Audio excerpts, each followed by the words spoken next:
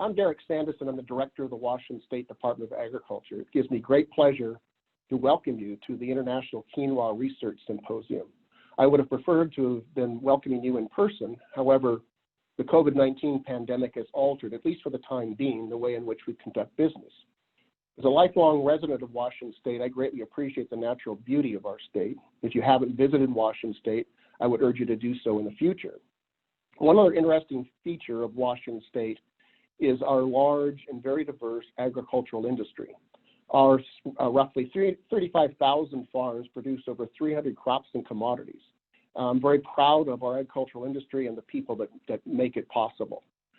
The Quinoa Research Symposium this year is virtual. However, we are confident that this format will allow for broader stakeholder participation worldwide, and we're very pleased to be able to offer the program in both Spanish and English.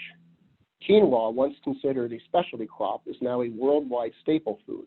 We're grateful to the cultural stewards in Bolivia, Peru, Chile, Argentina for their work in bringing traditional varieties and knowledge about quinoa to a worldwide stage.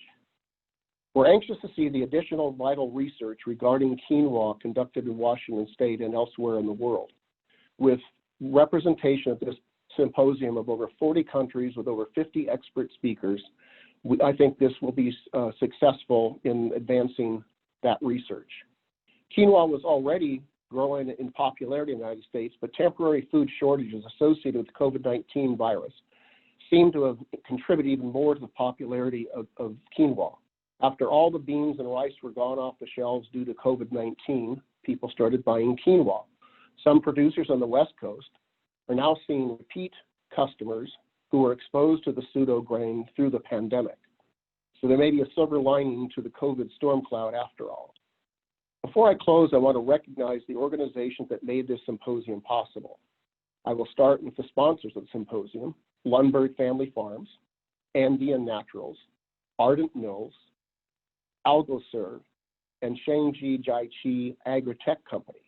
I also want to give a big thanks to all the organizers and technical support people who have made this event possible, especially the WSU Sustainable Seed Systems Lab and my friends with the WSU Food Systems Program. I hope you enjoyed the symposium. Thank you all for taking part.